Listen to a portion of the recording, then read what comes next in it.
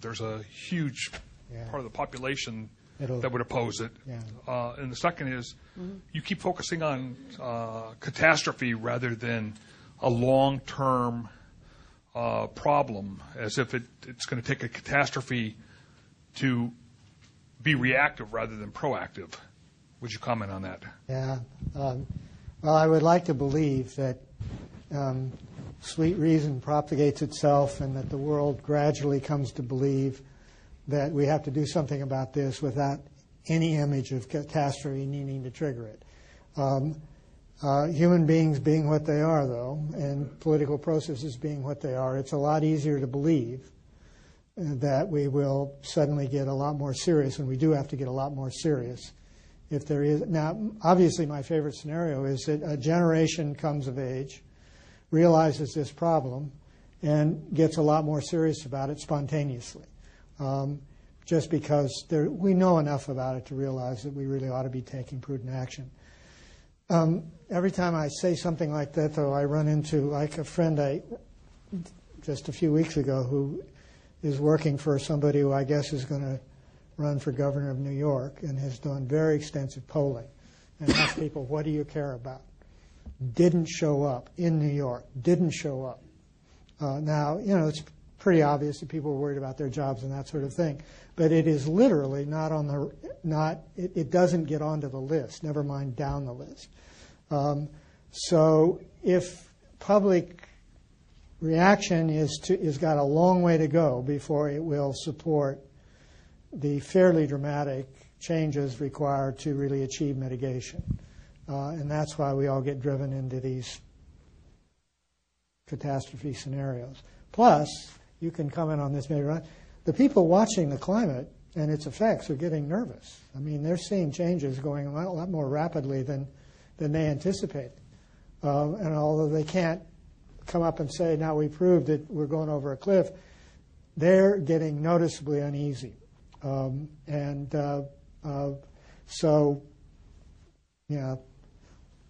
I'm sensing, if you will, that we're going to have to go to a different state of public consciousness, and it's probably going to be an image of big trouble that is clearer than we currently have that would get us there.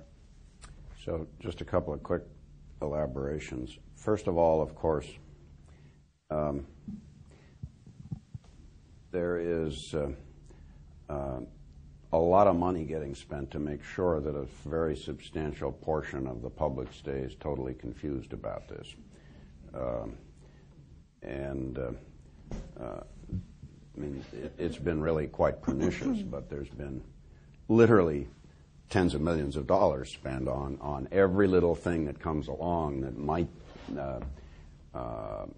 relate to some uncertainty. And while sure there's uncertainty about some of the details of the climate science, there isn't any uncertainty about whether we have a serious problem.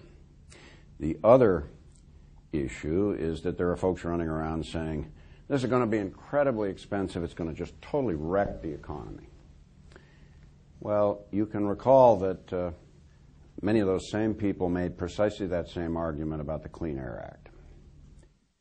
And the electricity industry met the requirements for the Clean Air Act at a cost of, well, actually the economy met the requirements of the Clean Air Act at a price that was about 0.5% of GDP.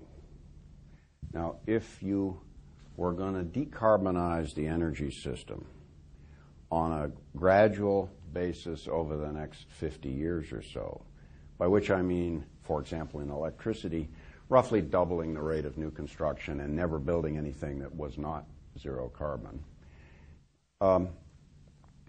you could probably decarbonize the entire system for something like 0.7% of GDP.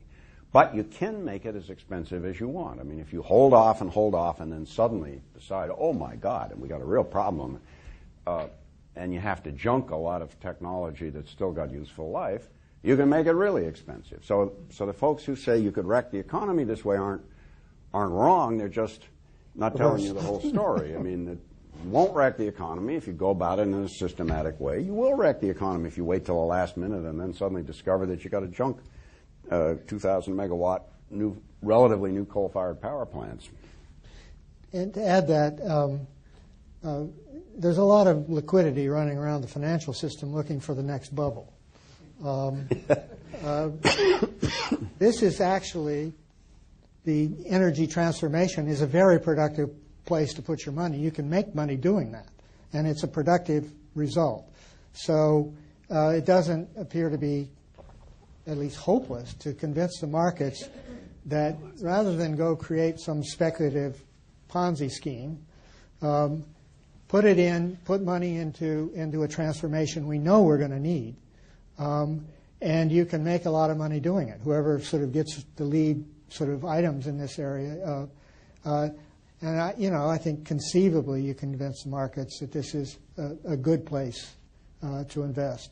And Granger is exactly right. The problem is to try to do it on a prudent schedule, not to wait until there's some kind of crash effort that has to be.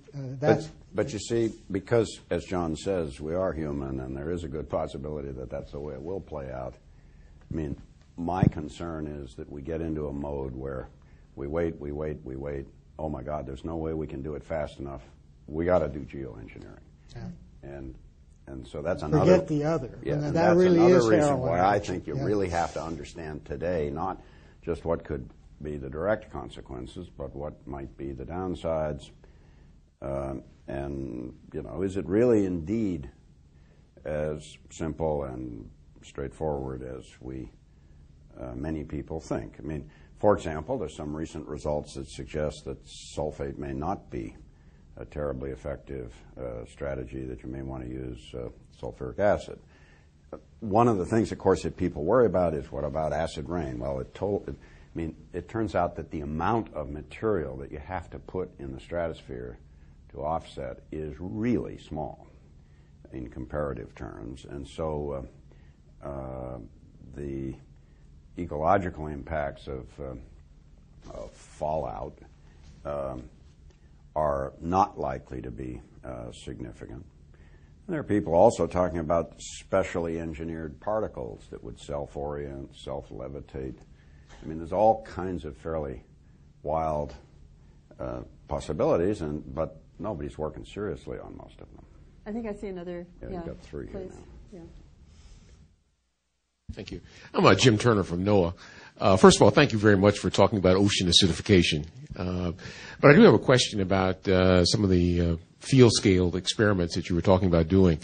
What are some of the parameters that you would need? Because you certainly need something that's big enough so that you can detect an effect, and also something that is large enough so that you can learn enough to extrapolate from it. So can you talk about some of the parameters? When you talk about a limited scale field test, can you talk about the kinds of size you're talking about? So not everything you do. Yeah, please. Let's do this. There, I see two more hands, so let's accumulate the questions, and then, because we're sort of almost at the end of the time. All right, fine.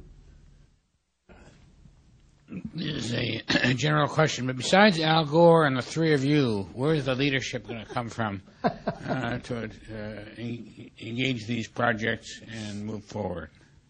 And there was another, or was I mistaken? Yeah, it's... Okay. Spurgeon Keening, I just wanted to ask whether the proposal I've heard that it would be useful to paint all roofs, parking lots, and roads white so the light would be reflected directly out. If that was suddenly done, would that make a measurable effect, or would it be irrelevant in the largest scheme of things?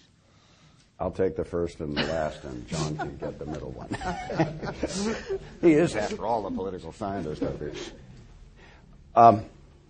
Not every experiment that you'd want to do in the atmosphere needs to be a long-term measurement of changes in forcing. I mean, for example, there are serious questions about how would you introduce the material. You may want to introduce it as